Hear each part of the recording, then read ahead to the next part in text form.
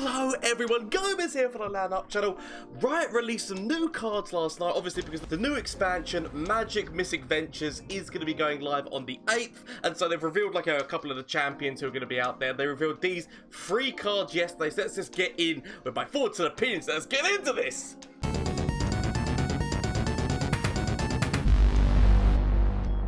So these are the first three cards that we're seeing of the Magic Misadventures. We do know two of the champions, like the Ionian champions, who are going to be in there, but we don't know what their cards are going to do. So let's just quickly get in here the two cards they're revealed. So we've got a Dual Region, Bandle City, and Bilgewater card, 2 mana, the Grumble Slug, which is the most adorable thing ever. We're trying to eat a little bubble and everything, but it is a 2 mana, 2/3, which is not a bad stat line for a 2 cost, which has got a tune. So this is obviously in there to kind of help Nami. Whether or not it's going to be enough to, like, you know, for you to decide to choose this over Warden's which is Warden's, whatever it's called, the Mori Warden or whatever it is, who summons another on cost, I don't know. But with the attune, potentially, maybe, because they're working with Nami, it'd be one of those kind of cards where if it was in line with the other Bilgewater cards with attune, which give you like a 1 mana spell or some kind of random spell, maybe more so. But it's still a cute little adorable thing which might see some play. It's not a bad stat line. Okay, now we get into Yordle Captain, who, like, I swear to God, every single time when they print cards like this, do they never just stop and think, wait a minute, what happened last time? So this is a Yordle Captain, 4 mana, 4/4. When you summon another ally with equal or less power than me, grant it +1/+1. So that means literally anything that you summon, that's the important thing. Which makes me think, so they must have known they were going to nerf Tenor, right? Because if you put this into the game and Tenor was in the game in its original figures, Tenor used to be was it a 2/3 who summoned a 3/2. So if that was true, then this, like, both of those would be, because it's a summon effect, so the one which is being summoned off of Tenor would also get hit by this, would have been given +1/+1, plus the Tenor of Terror would have been given +1. Like, that would be ridiculous. But what I'm trying to say is, in terms of do they never learn, this just brings me back to, if people remember the original release of the Plaza, the landmark for Demacia, the Grand Plaza, used to, whenever you summon a unit, give it +1/+1 and Challenger for this round. Now, admittedly, that was just for the round, and obviously it meant Challenger as well, which meant that you got the stat increased, but also had Challenger so you could challenge things off the board. They later nerfed it so that it only gave the power and Challenger, but did not give the extra health, because it was the extra health that was just buffing. It was just too powerful. It's got Challenger thing, but this is going to be granting, so it's not even just for the round. Anything that gets summoned which is underneath it will be getting +1/+1. Bearing in mind that Poppy is kind of already an issue, and the fact that Poppy can buff this card so that basically any card you play instantly gets given +1/+1, it is quite insane value. And the fact that it is a 4/4, maybe if it was a 4/3, it might be a little bit, because basically what I'm trying to say is that, like, you know, the ability to be able to remove this card is, like, you know, it gets out of the way of Grasp of the Undying. Gotcha, get excited. Like, but with four health is a lot more difficult to deal with removal spells and whatnot. Obviously, like, you know, you can still remove it with Vengeance, or if you've got a good unit and you can use like you can use like single combat or like some kind of strike spell, but that still requires you have to have it. And so this is quite a ridiculous card in that respect. I can already tell you this card is going to get nerfed. It's going to get played in a lot of decks.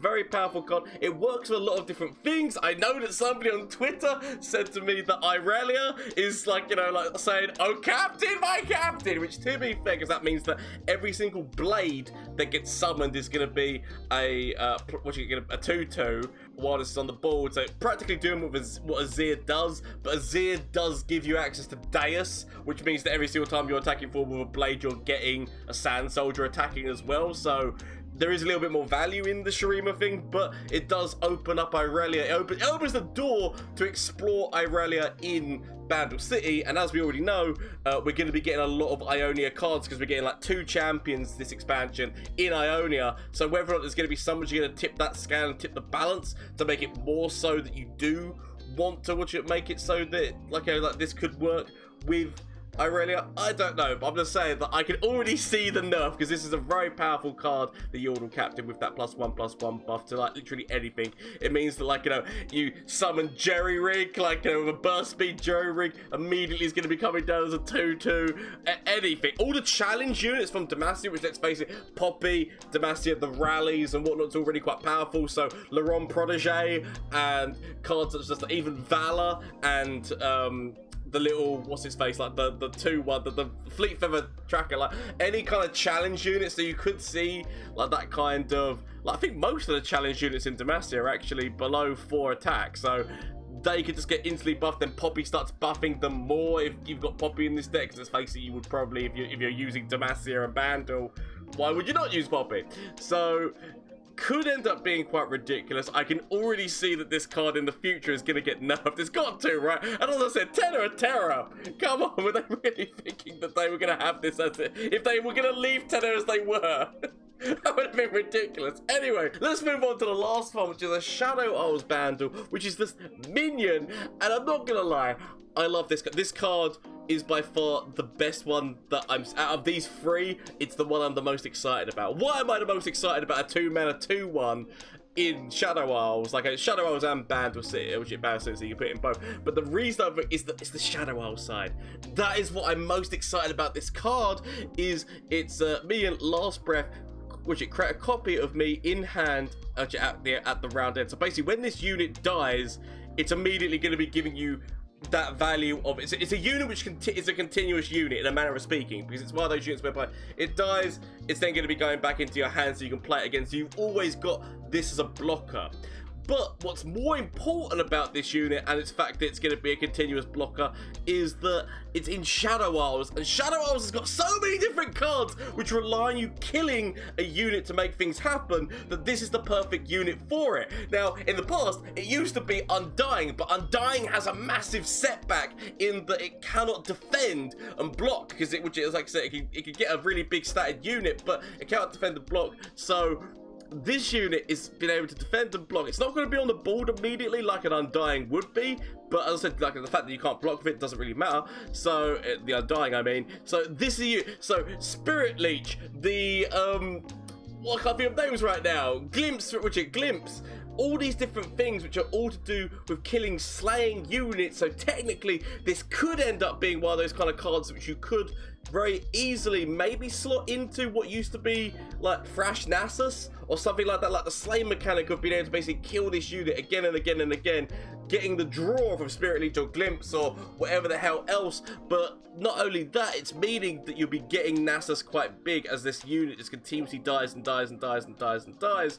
And so that is what I'm most excited for, is this unit in Shadow Owls opens up so many different doors. This is something which can work with a Snapvine. The idea of a unit that you can continuously play and get those 5/3s continuously, the whole army of them just from this one guy. Every single time he's dying, by putting him out, you can put out another one. So Snapvine synergy going on here. There's so many things in Shadow Owls which are all to do with killing, and like the fact this is a unit which can be so which can stay there. I mean, even if you were going to make a complete kill your own stuff deck to make things bigger, and we're going to make an Undying, put an Undying in that list, the fact that you could use Gluttony on something like this to be able to get Undying onto the board is also something which can be factored into this. So that's one of those things whereby Minion is a card which I can see me running so many Shadow Owls decks. I love Shadow Owls as a region, and so I'm really, like, Minion's made me really happy.